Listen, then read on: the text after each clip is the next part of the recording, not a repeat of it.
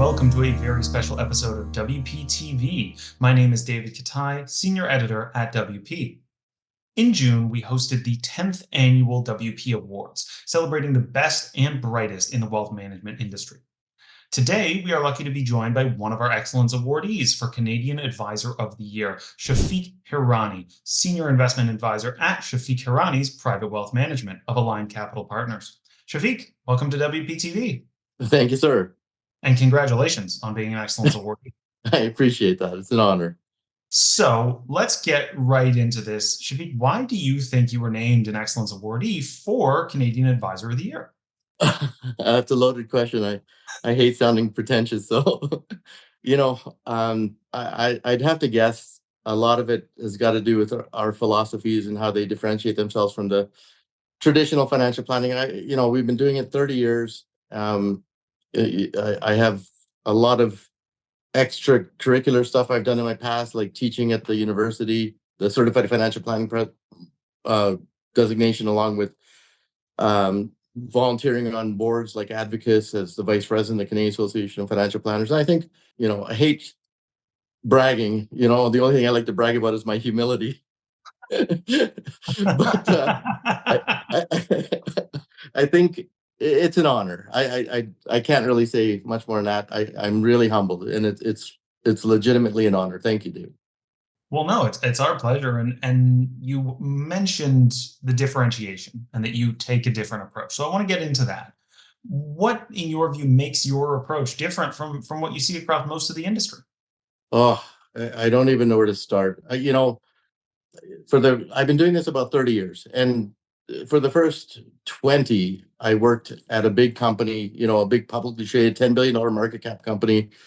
And the philosophy was that you would have to teach your clients what they taught you, which is, looking at maxing out your RSPs, paying down your mortgage, doing the traditional approach to financial planning to attain wealth. And I think that gets ingrained upon us because the bigger companies have lawyers and are also regulated. And the last thing they want is a client complaint where you have given contradicting advice. So I think that becomes a challenge when, it's cows following the herd mentality. And I think to break away from that, I think some of the things that might make it different is realizing that, instead of the traditional approach, maybe instead of looking externally, we should look internally. Looking externally means the person with the larger telescope wins, the person that can see the macroeconomic conditions, the geopolitical climate, and its impacts on the capital markets, which is great. The further you can see out is important. But sometimes when it comes to attaining affluence or money, a person really needs to start with the microscope, not the telescope. You need to start looking at the person in the mirror. And I think that's where our approach begins, to start looking at our impotence towards affluence, our philosophies, our ego, our barriers to decision making. That's fascinating. And would you characterize it as a behavioral approach, or what? How people talk a little bit about just dealing with those sort of client behavior pieces, but is it more kind of on the personal financial side? Where would you kind of characterize this? 100% behavioral psychology. And my degrees, of course, I have undergrad in finance, and from an East Indian culture, you get good grades, and but I think as I begin to grow in the industry, I learned very quickly that our psychology makes an impact on our decisions in life. And so the behavioral finance is, Aristotle said it best. He said, we are the architects of our own demise. And I think he meant, who do I have to protect me from me? And so behavioral psychology is, if I were to look at the affluent model versus the masses, I really find a correlation in affluence between the right psychological attributes. People get there the different ways, whether it be by leveraging real estate businesses, but they don't get there, from what I've seen, by what we are trained in the traditional financial planning approach. They don't get there by maxing out their RSPs and paying on their mortgage, even though for 20 years I was told that's the path. I've never seen anybody independently affluent by doing what I was told. So that breach, in my opinion, comes from predominantly having the right behavioral finance, the right psychology. That is utterly fascinating, and it maybe leads nicely into the next question, which is, what are the challenges you now see clients facing, and how are you working to help them overcome those challenges? It's tough being a client in this industry, especially with a lack of financial literacy. And so the challenges clients face is their own programming towards decision making. And sometimes if we are driving into a fog, Dave, we get anxiety, we feel pain because we cannot see what's on the other side of that fog. The same thing applies to financial investing. You know, if I don't have the ability to understand the vagueness or the uncertainty, then I will boil everything down to the lowest common denominator, which is GIC rates. Or worse, I will get paralysis by analysis and lean towards indecision like a frog in lukewarm water where you slowly increase the temperature. I will experience a comfort zone that impedes my success. How do you snap clients out of that comfort zone? How do you prompt them to, whether it's learn the right language to articulate what they're feeling, or just take the right actions? But how do you snap them out of these kind of bad habits? Yeah, that is such a good question. I I don't know. I feel that a lot of that comes not from igniting the left side of our brain. I feel a lot of it doesn't come from, if you look at the physiology of our brain, we have a left hemisphere and a right hemisphere. There's two temporal lobes. There's a occipital lobe in the back and a frontal lobe. And the left brain tends to cause paralysis by analysis because it's a lot of math and logic and writing and language.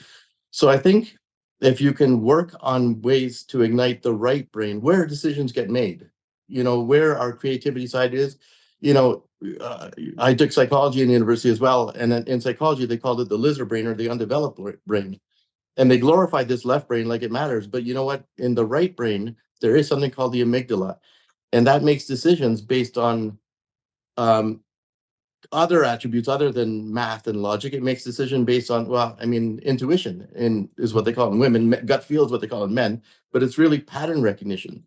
Hmm. So to invoke a decision making in a client, you have to one realize explain their own psychology to them, and then you have to enhance their financial literacy, and then you have to help them go through that fog, because you can't build a puzzle without a picture of that box.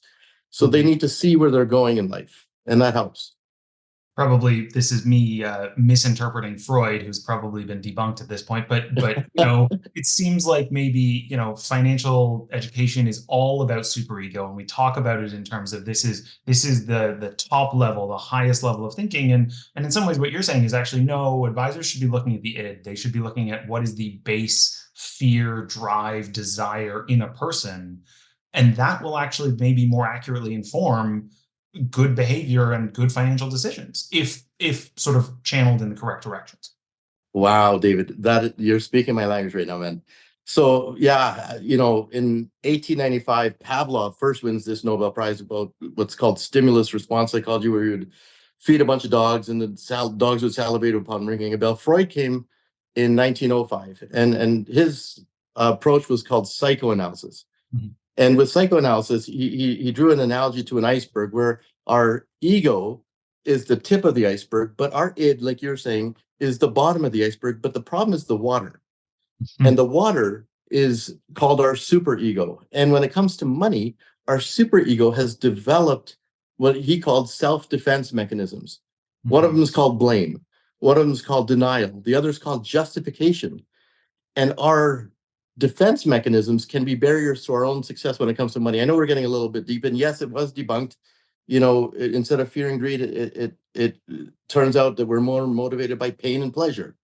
And so, there are as a material amount of impotence to our success. We need to understand ourselves better in order to get to a certain point of affluence. It's just the way it is.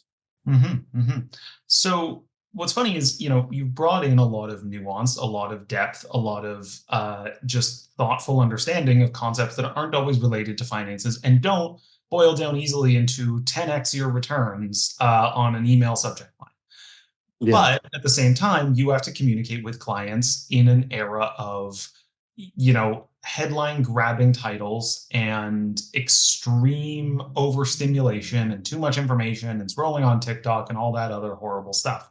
Yes, sir. So, how do you approach it? How do you integrate this level of nuanced thinking into a communication environment that doesn't leave a lot of space for that? Yeah, the noise hurts. It hurts clients. It hurts advisors. Um, and with the proliferation of that noise, you have to understand it's not going to stop. It's, if anything, it's going to become more pervasive. And I think the way to get from point A to point B is not to work from point A to point B. It's in some vague roundabout way. It's to work backwards. It's called backwards induction. Mhm. And I think what that does is it removes some of the anxiety and the pain people feel in the current moment, and it outlines a clear path towards attaining their goals. And if you can begin with the end in mind, that is a big psychological process. Now, don't get me wrong, clients still are influenced by the social media. They are still influenced by the flavor of the month, whether it be pot stocks or Bitcoin, and they will run to it like school kids playing soccer. And the challenging thing about watching school kids playing soccer is, yes, one or two may get to the ball, but by the time the pack get to the ball, the ball's over here. And so it's about communicating in a way that clients understand the reality of their current financial situation and where they're heading in life, and helping them make decisions to their best interest.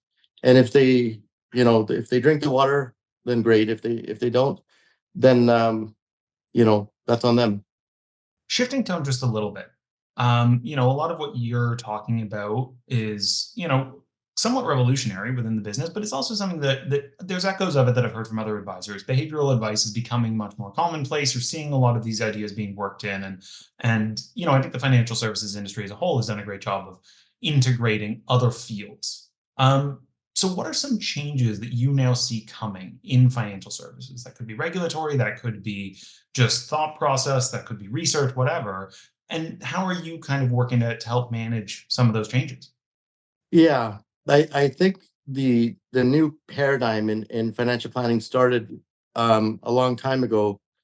When I started, there was the wealthy barber, and it was our Bible, and dollar cost average, and I'm not saying any of that stuff is wrong, but then uh, a plethora of other books about how to actually attain wealth versus not to go poor came up, and people started talking about maybe instead of building the pyramids wide like the Egyptians did your whole life, you had to learn how to build tall. One example would be maybe people should stop thinking about themselves like people. Companies have something called a weighted average cost of capital. If I'm going to maximize my share price, I need a debt equity ratio or a weighted. Why don't people do that? Why don't clients have a price earnings ratio or value themselves differently than their balance sheet, their net worth?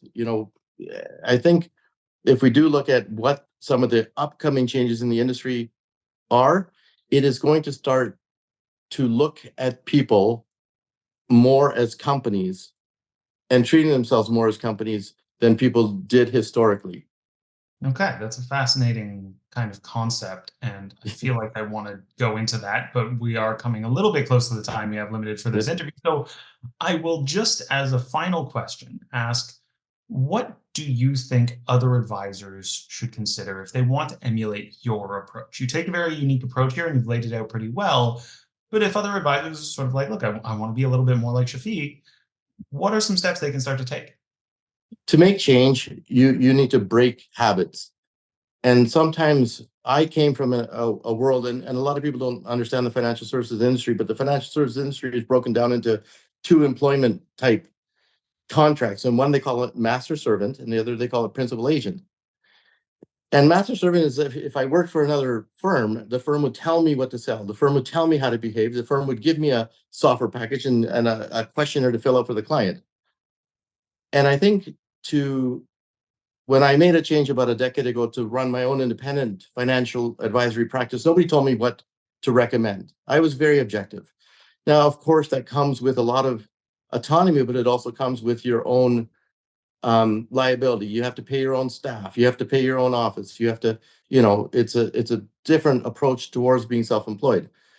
I think if you're going to be a new, or if you're trying to emulate a practice, I think it begins with breaking those chains. And I believe you have to break the chains of classical conditioning on how we are taught traditional financial planning applies and imposes on our clients. I think that would be the very first step, and that comes with financial literacy into behavioral psychology. No, that's a fascinating note to end on, and really interesting to kind of take us from a starting point of just celebrating excellence in the wealth industry to breaking chains, breaking habits, some revolutionary ideas that are really kind of cool to dig into. So with that, unfortunately, we are running out of time for this interview, but all I can really say, Shafik, is thank you so much for taking the time and sharing some of these ideas with me today. Yeah, David, thank you too, man. I'm legit honored. This is excellent, and I'm really appreciative of your time as well. It's a pleasure. And thank you to all of our viewers. On behalf of WPTV, I've been David Katai. Have a great rest of your day.